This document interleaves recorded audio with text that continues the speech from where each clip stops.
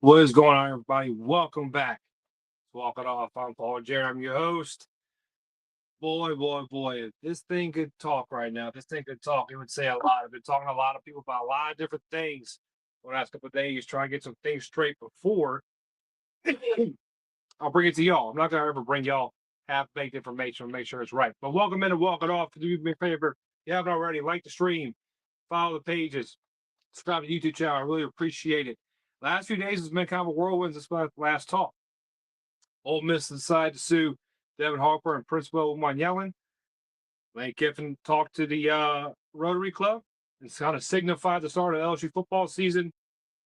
And the Protect College Sports Act is kind of showing to be a dead on arrival act in Congress. And we have many reasons why sometimes we shouldn't trust Congress.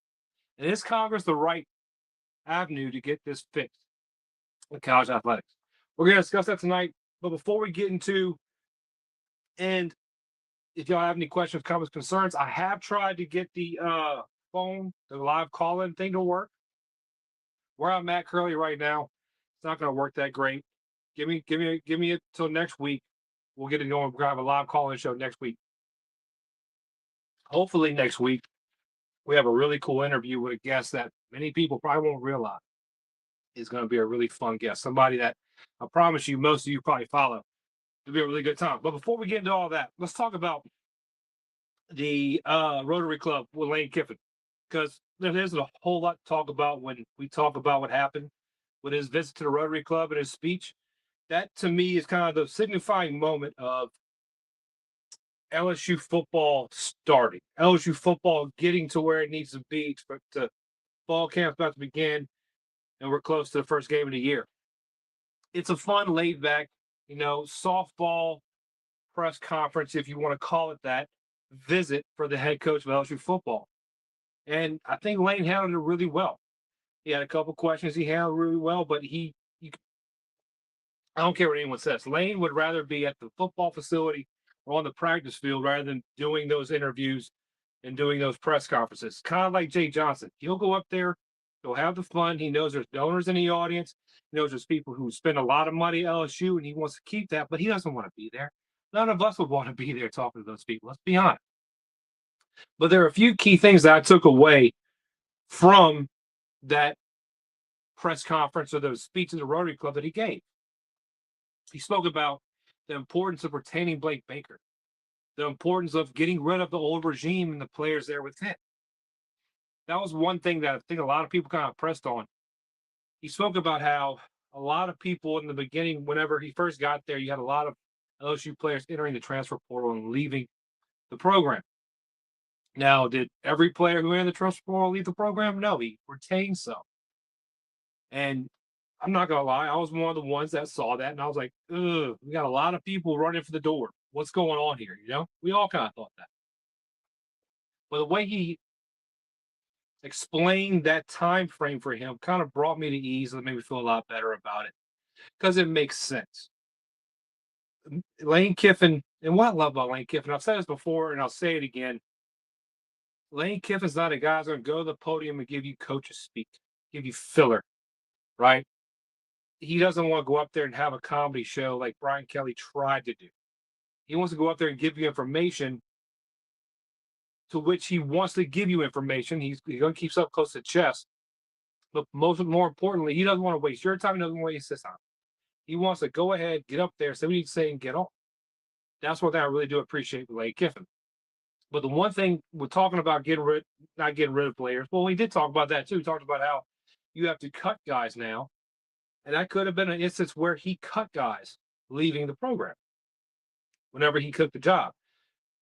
He's talking about last year's record and the way this program has not been playing to its potential up until when he got here. Why would you want to keep pieces together that contributed to that failure? So you look at a lot of guys that left the program, and you're like, yeah, he would have liked to keep. Maybe Lane didn't want him. Now, did Lane lose maybe a couple of guys he wanted? Probably, more than likely. But I think he's done a good job of replacing those pieces and bringing in pieces. He also stated during the press conference, and I'm not saying this verbatim, I'm not quoting him, I'm roundabout what he said. And what he had said about that was he's proven to now he can get the job done while he's here, right? That's kind of like the talk he probably gave Richard Anderson and Lamar Brown whenever he got to the football operations building and had those guys come in for the visit. He probably told them, we're going to be able to get the job done here. Look at what Charlie and George and Kevin and all my guys on the offensive side are doing in Oxford at the moment on this playoff. I'm not there. I could be here. Now, I'll be honest. I hear the term CEO coach and I get antsy because BK called himself a CEO coach, and I'm very just like, don't use that term. Please, like, just don't use that term. But he talked about needing to purge the program, basically, to get to where he needs to be. And in no way, shape, or form is he promised a national championship this year. Can we please just kill that narrative? Then he spoke about keeping guys like Blake Baker and defensive staff here on campus to retain the talent they had on the defensive side. Because the defense wasn't the problem last year. It was all offense. He spoke, and another great thing that Ole Miss did today, they posted a graphic of, I think what they led the conference, I believe, in offense or explosive plays since Lane Kiffin got to campus. And they're bragging about how Ole Miss has led the conference in explosive plays, and they're great. It's going to translate to this year. Your whole offensive coaching staff is in Baton Rouge. Well, it's not yours. It's LSU. They followed Lane. The same coaching staff that whenever Lane got on the plane, every Ole Miss fan said nobody's going to follow him. It looks like they all followed him. And when they did follow him, and they allowed them to go back to coach, every Ole Miss fan was saying, well, they're not going to go. They signed new contracts. They're staying here. They didn't sign contracts with LSU. They signed MOUs. No, they signed contracts. They're here. That explosive play metric that you're bragging about today, don't get used to that. Don't get used to that. Now, I'm saying it's going to come to Baton Rouge. I'd like for it to, but in Baton Rouge, we don't hang our hats on fake banners and explosive play metrics. We use our national championships. That's where we put our hats, right there, our national championship. How many hats can you fit on your national championship, Ole Miss? How many? Going on with Lane some more and kind of what he talked about. I love the joke. The woman giving him the Sun Bowl joke was an easy layup for him. He handled that really well. You could tell he was kind of not uncomfortable, just, was waiting to get it over with. I'll be honest with you, and I don't blame him. Well, I think he did a really good job in that press conference. Getting everybody ready for the start of the LSU football season, not making jokes about any fake Death Valleys or anything like that. I think he's setting the precedent where he needs to be. Right? He's setting the precedent for the season where it needs to be. He doesn't want the highest of expectations. He doesn't need them. It's the first year. And apparently, if LSU doesn't win a national championship this year, it's a complete failure across the board for everyone involved. That's a shame. That's truly a shame. I'm excited to see the season holds, but I'm also not excited to see the meltdowns if something goes wrong.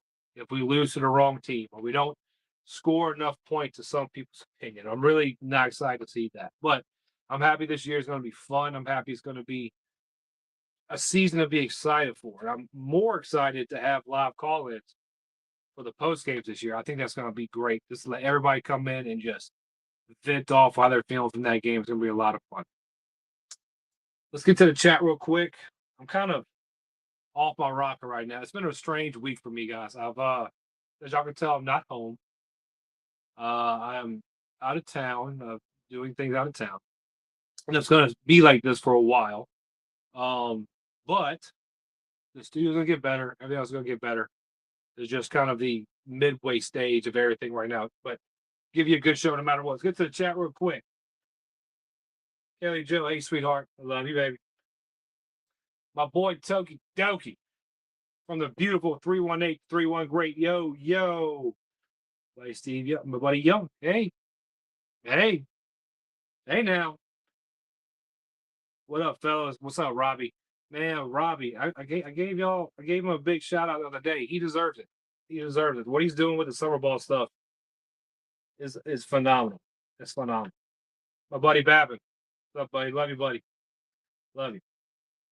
Miss you too, Karen. Miss you too, sweetheart. All right, so we're gonna get to a quick break. When we come back, we're gonna talk about the Protect College Sports Act and how it's dead on arrival in Congress, and also talk about Ole Miss suing college athletes. Who the fuck it? Are you surprised? I'm not. Before we get to the break, do me a favor, hit the like button, hit the subscribe button, go follow all the social medias. They're in the banner at the bottom. They're all at Walk It Off Talk on X, Instagram, YouTube, TikTok, all over. Go do me a favor, go follow those. Go hit the like button, go subscribe.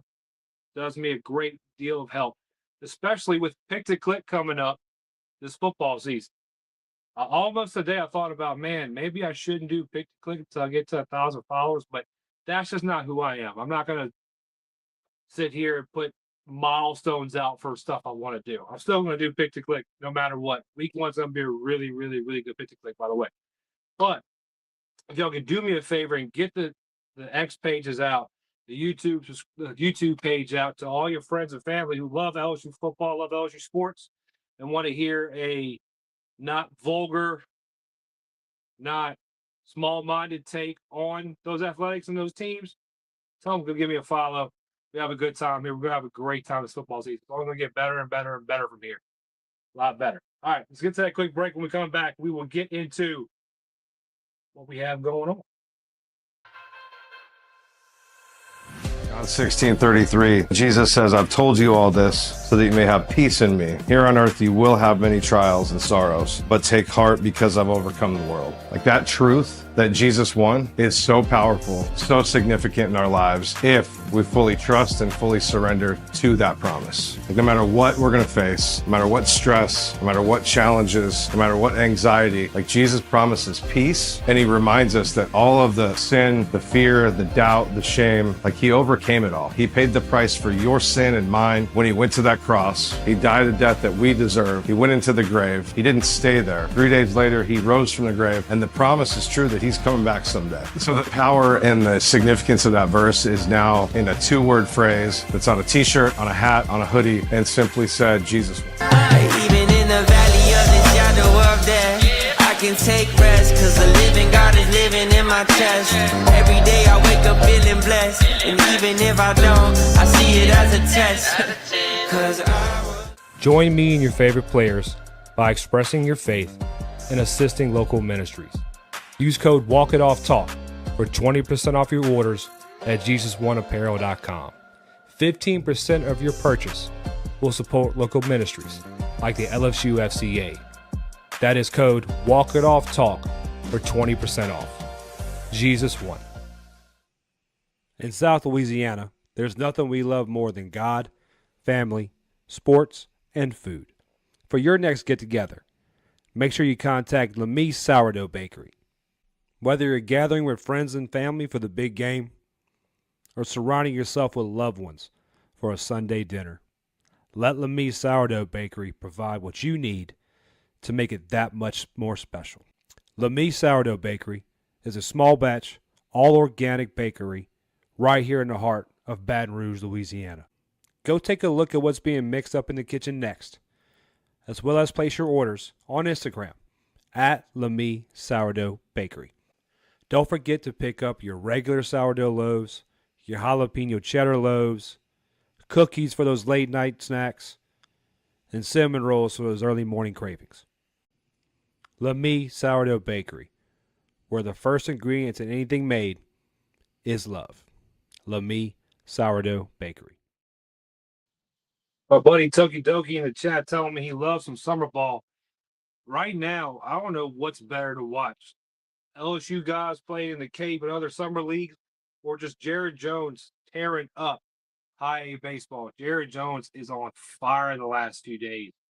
He is on fire. And I appreciate Jason Armstrong keeping us updated on all that.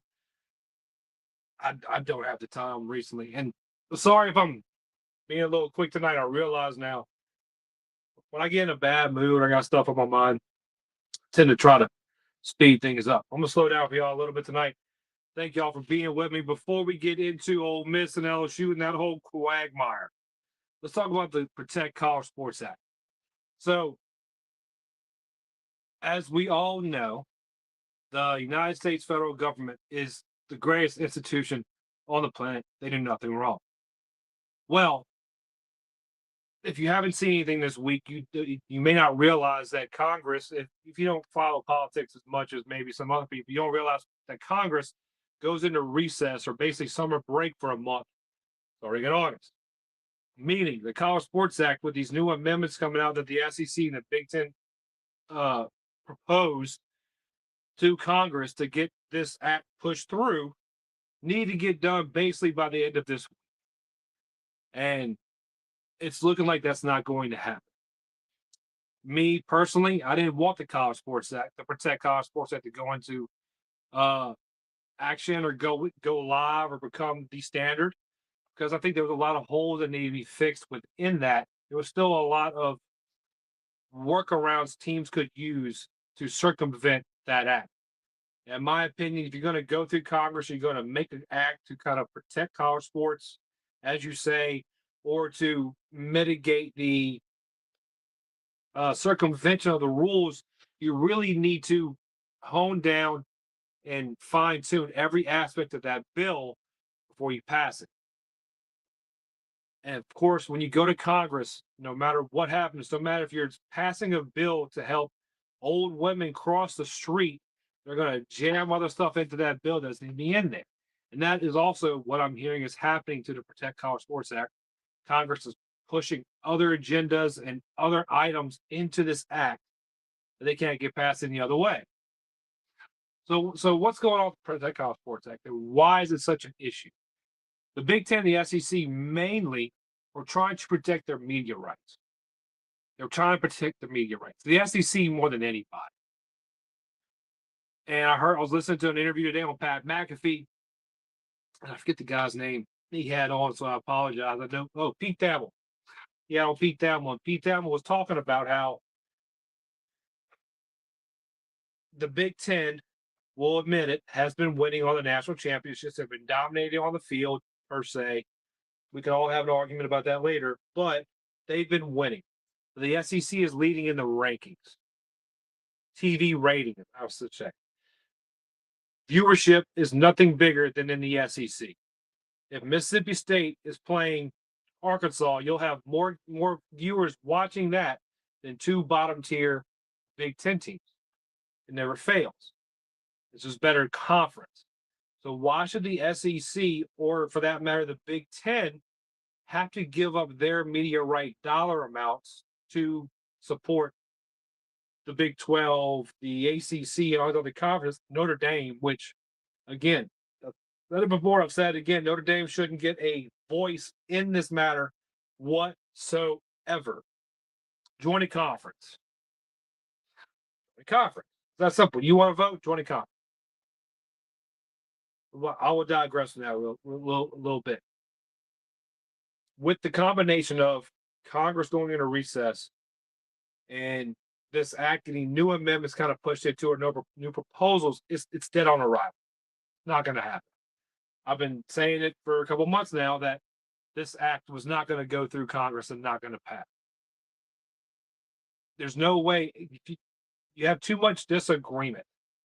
You have every coach wanting certain things because coaches want everything. But Greg Sankey's not going to allow this act to go through if it wasn't beneficial for the SEC, no matter what anybody else says. And it has been proven out that if every other commissioner, if every other athletic director came up and voted against the SEC, it would pass. But we all know what happens then. SEC just goes, hey, we're over here now. We're not part of you. And I do believe the NCAA needs some teeth. It needs some avenues to be able to regulate the sport, serve as a commissioner, or serve as a punitive role or judgmental role of the sport and of its teams and of its universities. It shouldn't all be handheld to the conference commissioners and conference ADs and the universities. It shouldn't be that way. But in the system what we have now, it's impossible. Just think about NIL, for example. When Ohio State won the national championship, everyone talked about their $20 million roster. Everyone did. And we all laughed at it. We all laughed at the $20 million roster. Why are you spending so much money? That's ballooned. That's ballooned. And I don't know how how you can sustain this level of spending when it comes to college rosters. I personally do not see the ability to sustain it. Right? I really don't, because it's backed off of boosters. It's funded by boosters. Now, we have many boosters who, if there was a tax write-off, which right now it's not, they would love to donate to these teams. But it's not a tax write-off right now. Your donations to Taft, your donations to Coaches Committee, they're not tax write-offs. So once you keep calling that same number, hey, I need another $2 million, hey, another $5 million. Hey, how much you giving this year? I gave you how much money the last few years? There's one name you haven't heard a lot of as of late when it comes to NIL that you heard a lot of in the beginning whenever this first rolled out for LSU. It's Gordon McKernan. And I'm not saying Gordon McKernan is not donating. Not saying that.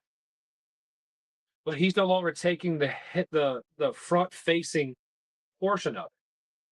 He's probably had enough of just the being the ATM for LSU athletics. And I personally don't blame him. It makes no sense just to keep dumping money. We all want to win, but whenever you have 5% of a fan base donating to a program and 1% of that fan base donating 99% of the money to that fan base or to that program, it becomes hard to sustain. What do I see going on in the future after this? With the Protect College Sports Act basically dying in Congress, because this is not something they're going to want to legislate during the year, during the football season. They're not going to want to do that. And by the time they come back from Congress, you have campaigning that different legislatures need to do. Then you have elections. Then you have the first 100 days of their term in office. This is going to be put on the back burner. They're not going to be worried about the College Sports Act with everything else going on in the world for this country right now. At least you would think they would put it on the back burner, but you never know. With Congress, this may be front and center. You never know. I think this kind of just dies on arrival. And it ends up being, I think we're closer to that. I wouldn't call it a super league. I would say we're closer to conferences and universities disbanding themselves into the NCAA with every day that passes, getting closer to next year. I think next year is going to be a pretty hectic year. Not talking about 2027 when it comes to sports fans in general. You're looking at not having a Major League Baseball year due to lockout, due to CBA disagreements. And I honestly believe you'll start seeing universities and conferences disband themselves from the NCAA. What's to stop them? What's keeping them there right now? Tradition. That's it. Tradition. Now, Greg Sankey and the Big Ten commissioner, I can't remember his name off the top of my head. It's right there on the tip of my tongue, but I don't know it.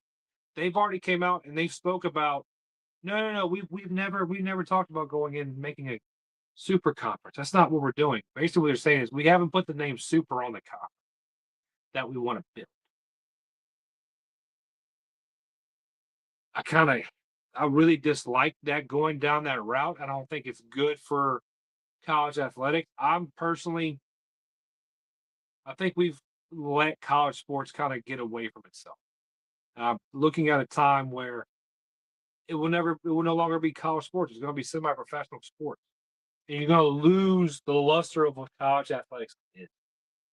The drive, the emotion, the passion behind a fan base, you won't lose that, but it will dwindle. As the money grows and the entitlement comes, the rest of it's going to fall. The rest of it's going to fall. Look at other sports leagues. The NBA, Back in the day when MJ was playing, fandom's at an all-time high. Now the money's so big and players don't want to play every game. They have mandatory rest time. And I don't know a single person who truly dedicated watches the NCAA. Not the NCAA, the NBA. I don't. I'm trying to find a good way to put this. I don't see. I could see a world where I'll put it this way. I see Notre Dame joining a conference one day that's a different league. We don't have to be in a conference. It's just teams, then a league agreeing to play with one another, and they form multimedia rights and TV contracts off of that and separate themselves in NCAA. My only thought now is if that happens, what happens to the other sports on campus? Do you lose sports? Do young men and women lose the ability to play Division I athletics or to participate in Division I athletics due to love of money in college football and college basketball, college baseball, so on and so forth? I know, Texas A&M's going to be upset because they're not going to have meat judging contests as much anymore because none of us knew that was the thing until they told us they won the national championship in it. None of us told us that. Elko was wrong about one thing. He said that championship case is empty. It's full of meat judging. It's full of meat judging trophies. I don't know if I'd be too excited to say that. Let's go back to the comments real quick. My buddy Toki Doki. I wish I knew what you were laughing about, my guy. Hopefully I said something fun. Hopefully I said something fun. Now, before we get into the last topic for the night, please do me a favor. If you haven't already, hit the like button, hit the subscribe button. Go follow all the social media channels, whether it's all at Walk It Off Talk. I made it real simple for everybody. The show's Walk It Off. The handles are Walk It Off Talk. Go give me a follow. Go give me a like. Go give me a subscribe. If you aren't watching on X, repost the stream for me. It does a lot. Let's get these numbers up. I want Pick to Click to be huge. Huge. I want to get as many people, and I thought about this. It's funny. I thought about how do I get more and more people involved in Pick to Click? Because it was so much fun with baseball, and we had a good number of people participated. But I wish it was bigger.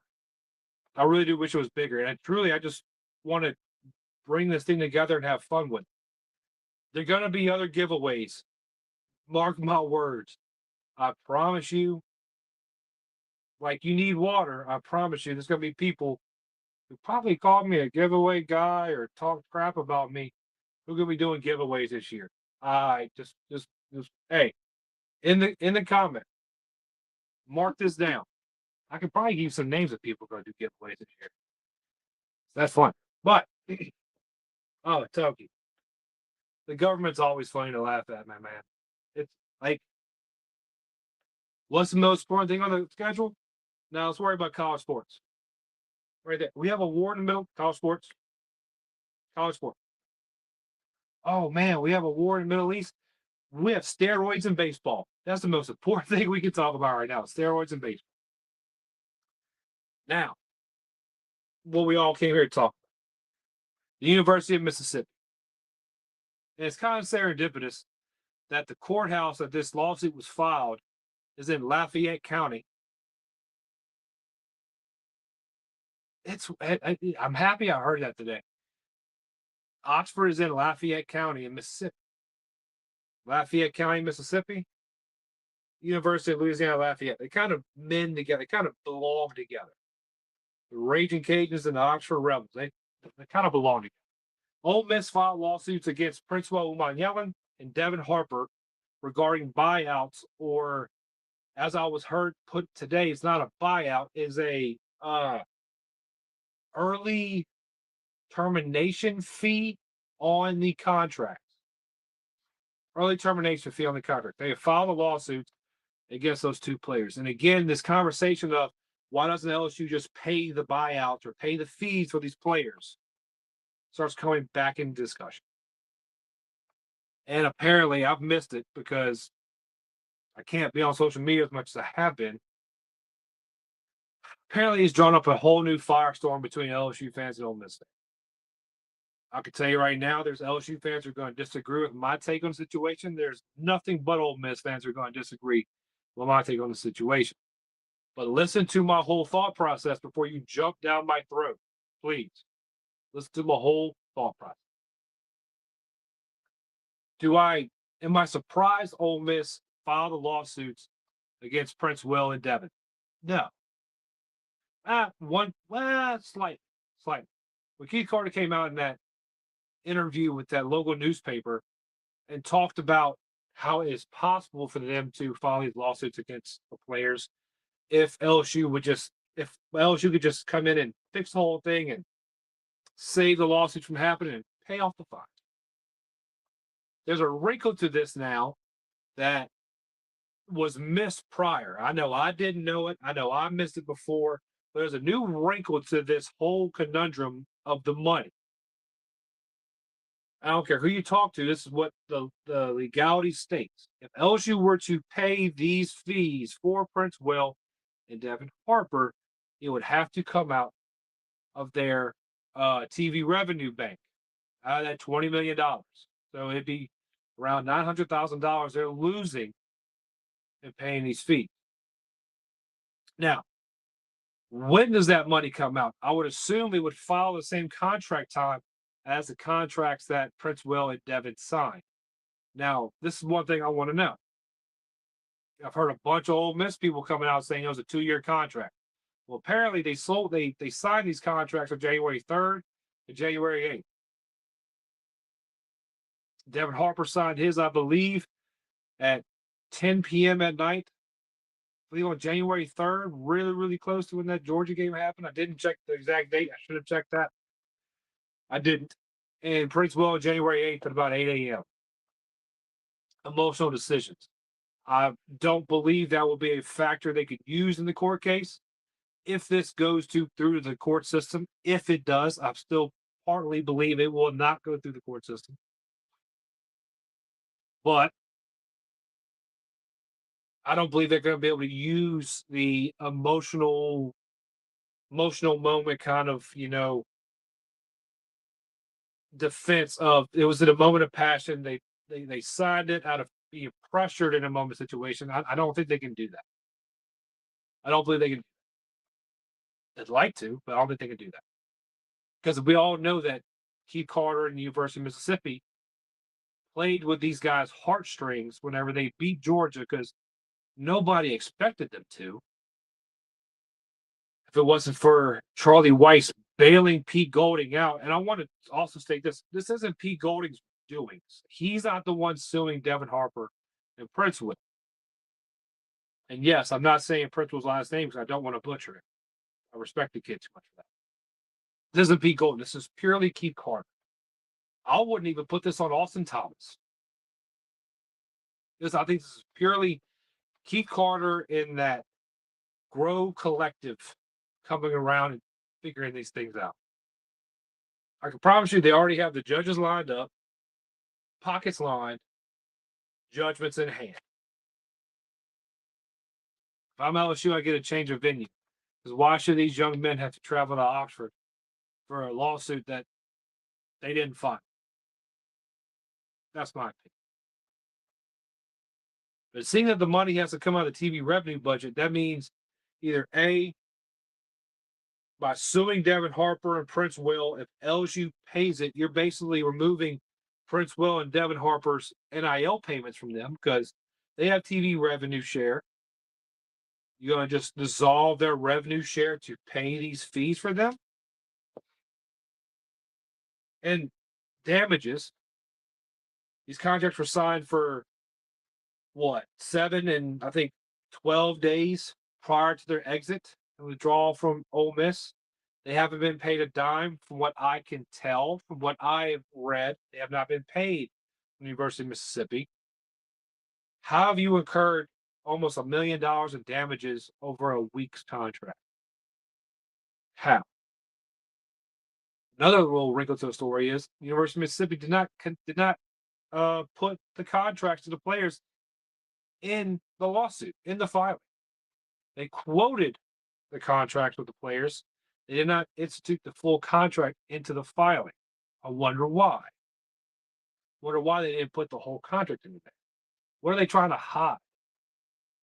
In Mississippi, they do have laws against buyouts and fees in contracts being too punitive. Being too punitive. And don't get me wrong, contracts should have value. They should be ironclad. They should be. There isn't a contract on the planet that's ironclad bulletproof. There isn't one contract. The contract you sign with the United States military when you enlist is not ironclad bulletproof. There's a lot of people that don't make it through boot camp. They choose not to. But you signed up for 4 to 6 years. No contract is bulletproof. So everyone with their arms up, crying, complaining, they signed a contract. They should be held to that contract. The contract should mean something. Contracts don't mean anything. They mean something in certain factors, but there isn't a contract you can't get out of. There isn't one. Whether it can help you or hurt you, there isn't one contract you can get rid of. There isn't. My opinion on the matter. Let this go to court. Let it go to court. The NCAA is not going to get involved in this matter whatsoever. Why do I say that? There's no way for the NCAA to look good in this matter. You can either make LSU fans happy or Ole Miss fans happy, which you'll get more of the country because everyone's following around Cinderella story Ole Miss. Oh, little brother got oh, somebody help little brother. That's what the rest of the country's doing right now. They're acting like little brother needs help. That's all it is. NCAA comes in, they rule in the favor of Ole Miss. You have half the country upset about it. You come in in favor of LSU, you have half the country upset about it. NCAA doesn't want to get involved in that matter whatsoever because you create precedent no matter what ruling they make. You're going to create precedent. You're either going to say, create the precedent that you have to have a time frame for when this contract starts. It can't be during the off season or prior to camps or spring football. You have to have a time frame engaged with it, or once a player signs a contract, they're done. The only reason I would say I'd vouch for this one, I'd want this one because I'd want coaches and colleges to be able to put in contracts. Unless your position coach or head coach leaves the program, you are locked in for this time frame. Which you can get in this side, you can get on this side as well. They need to have that stipulation. You must sign this contract. You must stay at this university and be active in college athletics to earn this money. This is just showing, and we all know it's pay for play. We all know that already, but it's just showing more and more how pay for play is running this sport now when it wasn't supposed to whatsoever. It wasn't supposed to be pay for play. I don't think Johnny Manziel, the guy who kind of started this whole system, getting like from his actions, created NIL. It did. Play it simply. I don't think he would have vouched for pay for play. Any interview or any documentary I've seen with Johnny Manziel, that great documentary on Netflix that was there a year ago. I can't remember the name of it. The one that he didn't show one single LSU highlight whatsoever because Johnny never beat LSU. In that whole scenario, he's talking about how he didn't get his cut of the revenue that was generated off of his play. A cut of the revenue generated off of what he did on the field. Talk about how a wing of Kyle Field was built off of his plays and his attendance numbers that came with him.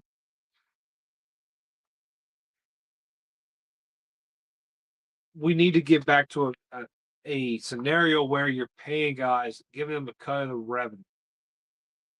Coaches can fix all of this tomorrow. Next year, when you're retaining players, recruiting players. Lane Kiffin talked about it in media days. The high school guys are getting way more money than veteran guys. Or they're asking for more money than veteran guys. Now you fix that? Probably what Lane's doing. Telling him, no, I'm not giving you that. I'll give you this. Yeah, I'll give you this, but I'm not giving you that. You're not going to make more than Sam Levin or Trey'Dez Green or Harlem Berry, Caden Durham, DJ Pickett, PJ Woodland, so on and so forth. Wait weeks. No, you ain't doing that. If the coaches and the ADs collectively, as a group, said, hey, let's cap this. We can't spend more than this. Lane talked about it today. How they had a question in the not today.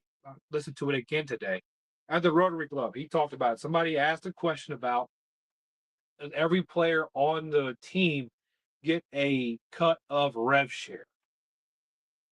And Lane said, just about everyone, but everyone forgets you still get a scholarship. You still get a scholarship when you come play college athletics, especially in football when they have so many more. Now, they did cut down on them, cut down the roster, but still get a scholarship. That's a form of payment. Do I believe that's the same payment as NIL? No.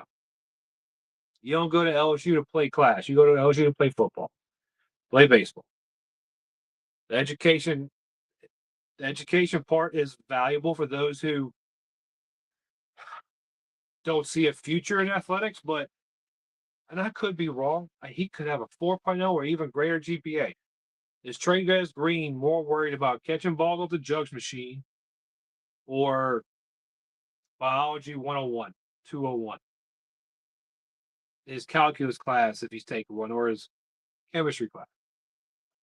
His foreign language class? No, he's more worried about catching balls off the jugs machine. I'm not advocating for guys not to go to college and not take their education seriously. It's going to benefit you better in the long run if you hold on to that education. But we all know what's going on here. We're not stupid. Ole Miss right now and LSU are being petty. I think LSU is getting a bad rap right now when it comes to commentators saying LSU is wrong. LSU is doing this to, whatever. I think that's wrong.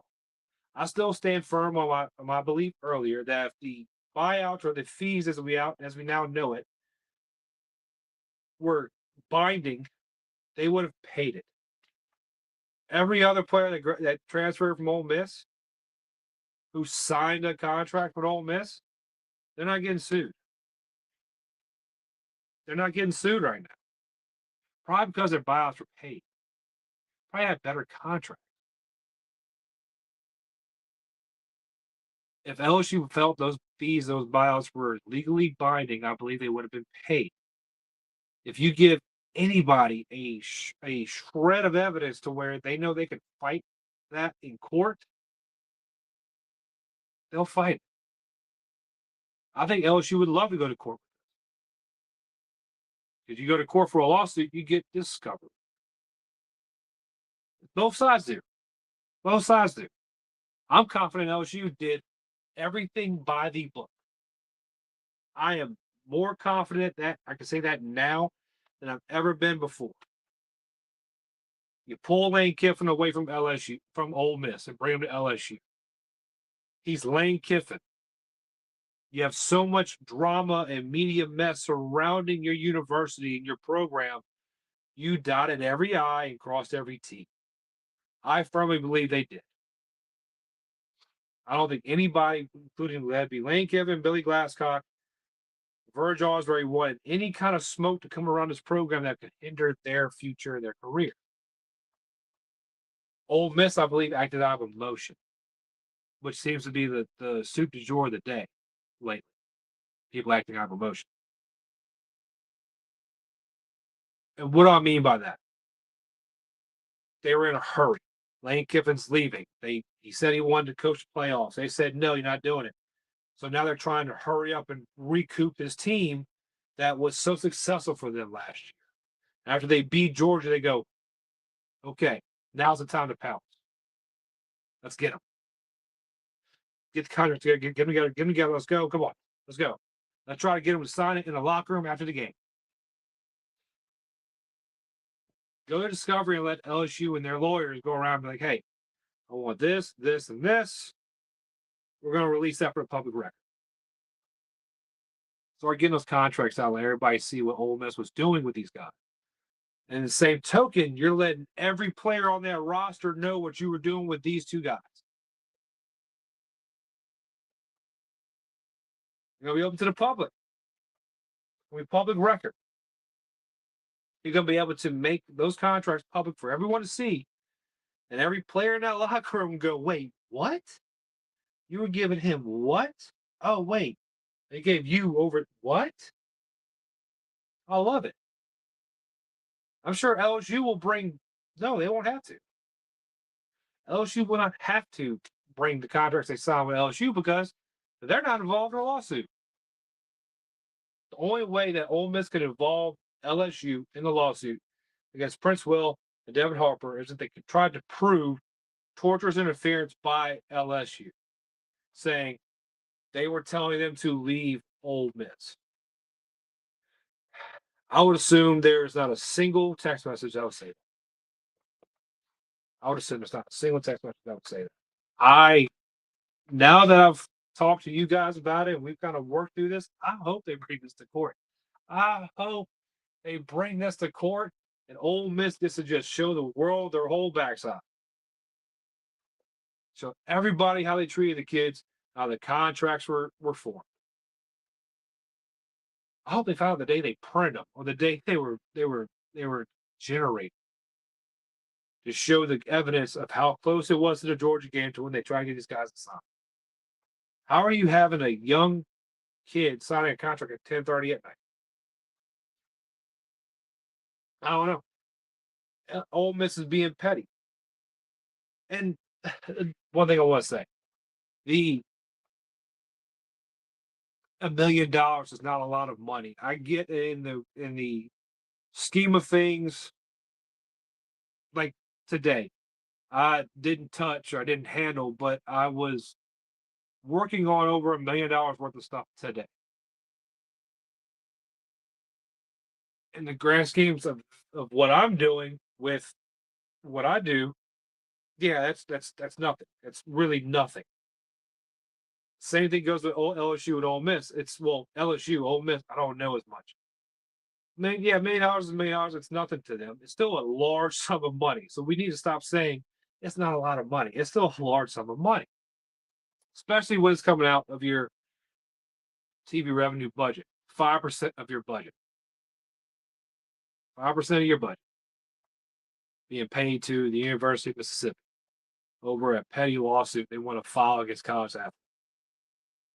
I heard somebody say today how they're going to use this against LSU, saying, why do you want to go there? They're not going to back you up. They won't pay your buyout fees. Well, if you go to Ole Miss, they may sue you. They may sue you. You may have to pay them money off of a bad contract they wrote and they, coerced a young man to sign. And it's a terrible place to live, apparently, if you're a non-white athlete. All right. So, at the end of it, I don't know what to tell you. I'm excited. I hope they do a court TV, like kind of like follow along with this trial. We won't know if this doesn't get settled outside of court here in the next couple of weeks. Nothing gets settled this year. This will get carried on because unless Ole Miss tries to get a trial date the day before the LSU Ole Miss game, nothing will be settled this year. I hope it goes to court. I think LSU should bring us to court.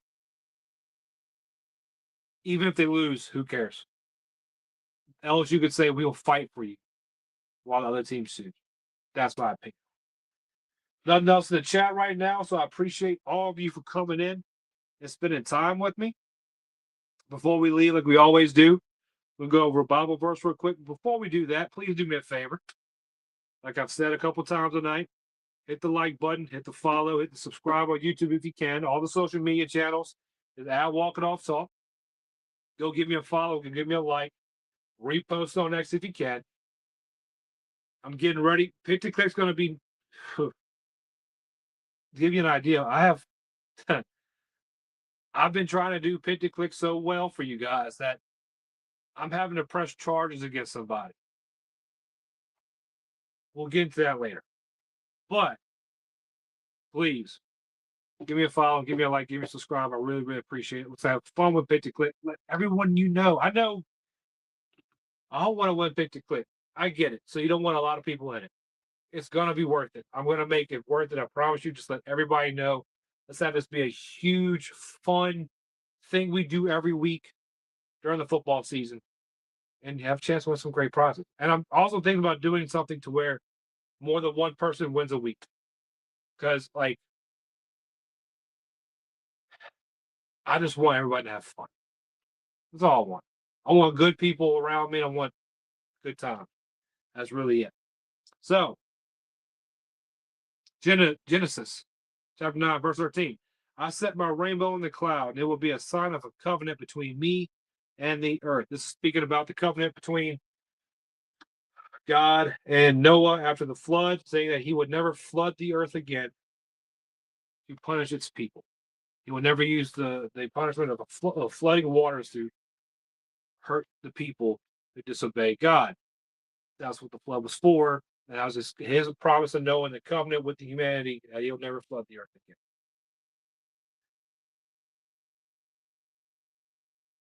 When I think about that covenant between God and humanity, when he's talking with Noah, even in the times of his most disappointment, where he has to kind of like when you have to discipline your children, if you're a parent who wants to discipline your child, something's wrong with you.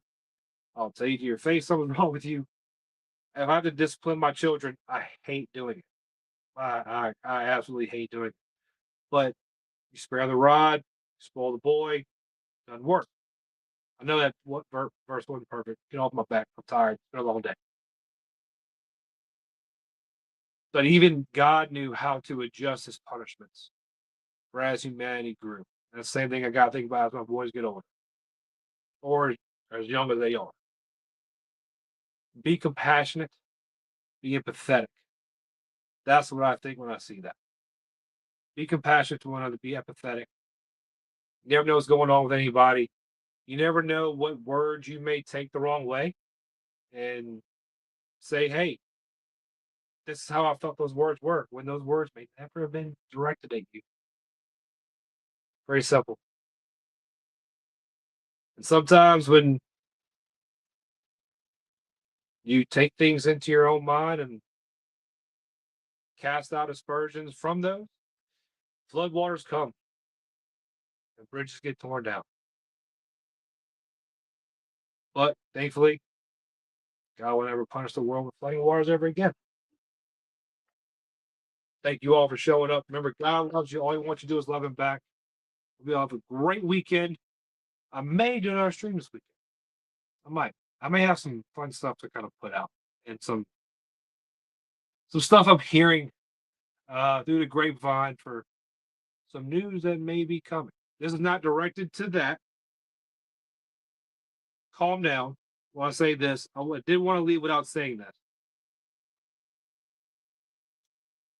As time passes, I believe deals are getting finalized. All I'm going to say about that. We may have another stream this weekend, though. So, like I said, remember, God loves you. All he wants you to do is love him back. Do me a favor, hit all those social media buttons, hit the follow button, hit the subscribe button. Thank you all so very much for being here with me. I truly appreciate it. And no matter whether I'm having to set up a mobile studio or transitioning studios, I'm always going to do my best to give y'all the best show I can. Because I love y'all and God loves y'all. Have a great weekend. And I will see y'all on the other side.